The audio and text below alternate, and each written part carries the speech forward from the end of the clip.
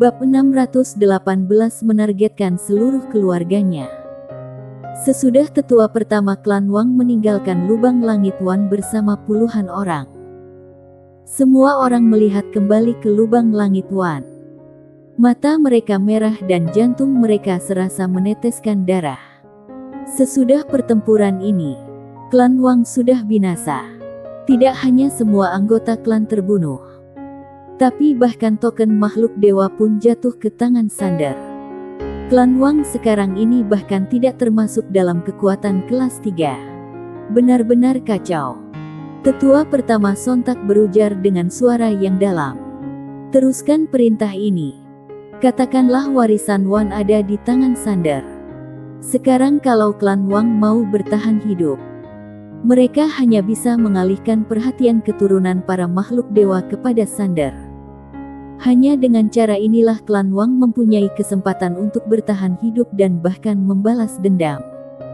Kalau tidak, klan Wang akan dengan cepat ditelan oleh sisa keturunan para makhluk dewa. Tetua pertama mengamati lubang langit Wan dalam-dalam, lalu berbalik dan pergi bersama sisa master klan Wang. Tak lama, kabar kalau Sander memperoleh warisan Wan dengan cepat menyebar ke seluruh zaman dulu. Warisan Wan, seperti yang diharapkan oleh tetua pertama. Sesudah warisan Wan terungkap, 4 keluarga makhluk dewa besar lainnya tidak lagi memperhatikan klan Wang yang hampir binasa. Master yang tak terhitung jumlahnya mulai menuju pintu masuk lubang langit Wan. Klan Mo. Ketua klan Mo sekarang ini bernama Nawang Mo. Sesudah mengetahui tentang warisan Wan, dia langsung memanggil semua master klan Mo. Mimi juga ada di istana.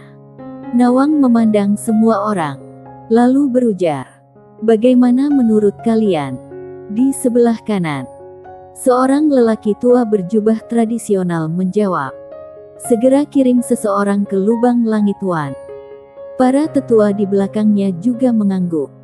Warisan Wan bukan warisan biasa. Warisan ini tidak boleh jatuh ke tangan orang lain. Nawang menoleh untuk melihat Mimi, pemimpin di sebelah kiri. "Mimi, bagaimana menurutmu?" Mendengar ini, lelaki tua berjubah tradisional itu mengernyit. Mimi berujar dengan tenang, "Aku baru saja menerima berita kalau puluhan ribu anggota klan Wang memasuki lubang langit Wan. Tapi hanya lusinan orang yang keluar hidup-hidup. Parwes, sang ketua klan, juga meninggal di lubang langit Wan." Sesudah mendengar ucapan Mimi, muka para tetua langsung suram. Mimi melanjutkan, "Begitu klan Wang keluar, mereka mengungkapkan berita tentang warisan Wan. Tujuannya sangat sederhana. Mereka mau menarik perhatian 4 keluarga keturunan makhluk dewa, sehingga kita bisa bersaing untuk mendapatkan warisan Wan. Dan kemudian klan Wang punya waktu untuk memulihkan diri." Nawang memandang Mimi dan berujar sambil tersenyum, "Menurutmu, apa yang harus dilakukan klan kita?" Mimi berujar dengan tenang, "Makan dulu klan Wang, lalu tunggu dan lihat apa yang terjadi." "Jangan." Di sampingnya, tetua berjubah tradisional berujar serius, "Kalau kita menunggu untuk melihat situasi, begitu warisan Wan jatuh ke tangan keluarga lain, klan Mo akan rugi." Beberapa tetua di belakangnya juga mengangguk setuju dengan cepat. Mimi berujar, "Paman, pernahkah kamu memikirkan kenapa klan Wang dimusnahkan sepenuhnya di lubang langit Wan?" Lelaki tua berjubah tradisional itu mengernyit. Mimi berujar dengan serius, "Aku pernah melihat Tuan Muda Ye ini. Orang ini jelas bukan orang biasa. Alasan kenapa klan Wang berakhir seperti ini adalah karena mereka terlalu meremehkannya. Kita tidak boleh melakukan kesalahan yang sama seperti klan Wang." Tetua itu berujar serius, "Tapi, itu adalah warisan Wan. Saat itu, bahkan para dewa pun menginginkannya kalau klan Mo tidak memanfaatkan kesempatan ini dan warisannya jatuh ke tangan keluarga lain. Kita akan berada dalam posisi pasit. Mimi memandang Nawang yang duduk di depan. Saranku adalah memakan klan Wang terlebih dahulu. Lalu diam mengamati situasi.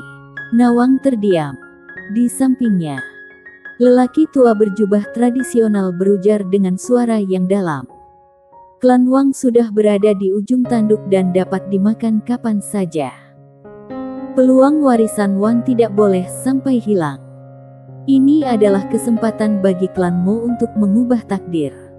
Jadi, aku sarankan agar kita mengambil warisan Wan dan kemudian kembali untuk memakan klan Wang. Dan itu harus dilakukan dengan cepat. Nawang tetap diam. Orang tua berjubah tradisional berujar lagi. Di dalam warisan Wan, pasti ada pembuluh darah leluhur. Dan itu adalah pembuluh darah leluhur dari zaman Wan. Nawang menyipitkan matanya dan cepat berujar. Pergi ke lubang langit Wan. Pembuluh darah leluhur. Warisan Wan. Menghadapi dua hal ini, klan Wang tidak lagi berarti. Kita harus berani bertaruh untuk yang besar. Di bawah, Mimi tetap diam. Ekspresinya tenang. Entah apa yang dia pikirkan. Sesudah rapat usai, semua master klanmu keluar dan menuju ke lubang langit Wan. Namun, satu orang tidak pergi. Dan orang ini adalah Mimi. Mimi memandang cahaya putih yang memenuhi langit dan tetap diam. Sekarang ini, seorang perempuan cantik berjalan ke arah Mimi. Dia meraih tangan Mimi dan berbisik, "Mau pergi dari sini?" Mimi menoleh untuk melihat perempuan cantik itu. "Ikutlah denganku." Perempuan cantik itu tersenyum dan menggelengkan kepalanya. Mimi hendak berbicara tapi berhenti. Perempuan cantik itu berujar pelan. "Aku tahu alasan ayahmu mengizinkanku tinggal di sini dan memberiku status yang cukup adalah karena kamu. Tapi aku sudah puas." Mimi melihat ke arah langit dan tidak berujar apa-apa. Perempuan cantik itu memandang Mimi dan berujar, "Aku tahu kamu mau pergi. Dan aku juga mendukung kamu untuk pergi." Mimi menoleh untuk melihat perempuan cantik itu. "Apa kamu tahu? Menurutku kalau kamu menyukai seseorang, kamu tidak boleh kehilangan diri. Dan kamu tidak boleh berkompromi demi orang lain tanpa batas. Karena itu tidak akan menukarnya dengan cinta. Hanya rasa iba dan bahkan mungkin rasa jelek." Perempuan cantik itu tidak berujar apa-apa. Mimi berujar pelan, "Aku meninggalkan klanmu bukan karena klanmu membuat pilihan yang salah. Tapi sampai sekarang, aku menemukan kalau baik kamu maupun aku, klanmu tidak menganggap kita orang mereka. Tentu saja, kalau aku tetap di dalam klanmu, aku yakin kalau aku bisa menjadi penguasa klanmu di masa depan. Karena mereka tidak dapat menghentikan aku. Tapi tidak perlu lagi. Klan Mau tidak layak sampai aku perlu tinggal di sini." Saat berbicara, dia berjalan pergi. Hal yang paling menyedihkan bagi seorang perempuan adalah mencintai seseorang yang tidak mencintainya. Dan mempermalukan dirinya sendiri tanpa dasar apapun. Aku bisa mencintai seseorang. Tapi aku tidak akan pernah mencintai dengan begitu menyedihkan. Tentu saja, ini adalah pilihanmu dan aku menghormati pilihanmu. Sesudah mengatakan itu, dia menghilang di kejauhan. Dia adalah satu-satunya orang yang pernah berhubungan dengan Sander. Dia tahu betul kalau pemuda itu tidak sederhana. Bahkan sangat tidak sederhana. Kehancuran klan Wang juga membuktikan hal ini. Namun, dalam menghadapi godaan yang sangat besar, seluruh klan Mo tertipu. Mereka tidak dapat melihat bahayanya. Atau mungkin, mereka melihat krisis tersebut, tapi merasa itu tidak masalah karena mereka keturunan makhluk dewa. Keturunan makhluk dewa. Ada dewa di belakang mereka. Ini adalah kepercayaan diri mereka. Namun, tidak disangka kepercayaan diri ini akan merugikan semua orang. Mimi mengetahui semuanya. Dan dia juga mencoba menyadarkan semua orang. Tapi tidak ada gunanya.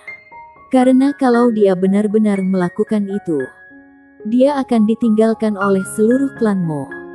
Ketika seberkas cahaya menyinari kegelapan, maka pancaran cahaya itu akan menjadi berdosa. Jadi, dia memilih untuk pergi. Di depan pintu masuk lubang langit Wan. Pada hari ini, banyak master datang dalam diam. 4 keluarga makhluk dewa. Selain 4 keluarga makhluk dewa, beberapa kekuatan lain juga datang untuk melihat apa mereka dapat memperoleh keuntungan apa. Warisan 1. Siapa yang tidak tergerak? Walau mereka tahu kalau warisan ini mungkin tidak ada hubungannya dengan mereka, hal itu tidak menghalangi mereka untuk datang melihat-lihat. Mana tahu mereka bisa untung apa. Perlu disebutkan kalau Akademi Doa juga datang. Orang-orang yang datang ke sini tidak lain adalah Ketua Zoro dan Ketua Yoro. Diam-diam, Ketua Zoro melihat sekeliling, lalu berujar dengan suara yang dalam. Mereka semua ada di sini. Ketua Yoro mengangguk. Dengan munculnya warisan Wan, tentu saja mereka tidak akan menyerah. Ini akan menjadi badai berdarah lainnya.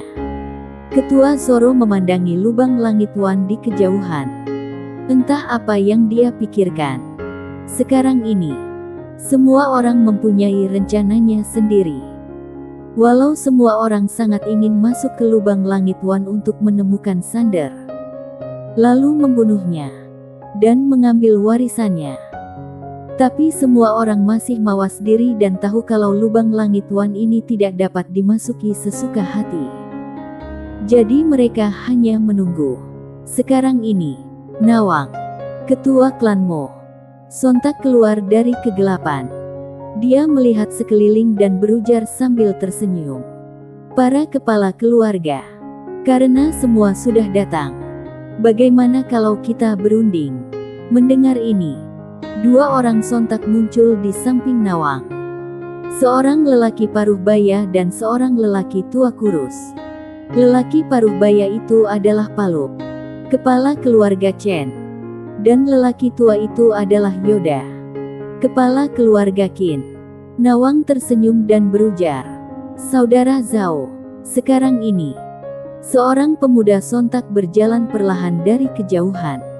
Ketika melihat pemuda ini, Nawang dan 2 orang lainnya mengernyit. Pemuda itu berjalan perlahan ke arah mereka bersandar dan membungkuk sedikit. "Junior, Kaifan Zhao." Memberi hormat kepada 3 senior. Nawang memandang Kaifan dan berujar, "Jangan-jangan kamu yang mengurus keluarga Zhao sekarang?" Kaifan tersenyum tipis.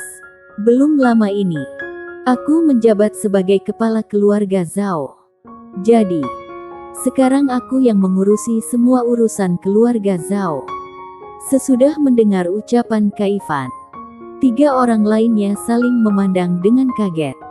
Melepas kekuasaan begitu saja, apalagi ini kepada seorang pemuda. Nawang melirik Kaifan, yang tampak rendah hati, lalu berujar, "Bagaimana menurut kalian semua? Kepala keluarga Chen?" Paluk berujar sambil tersenyum.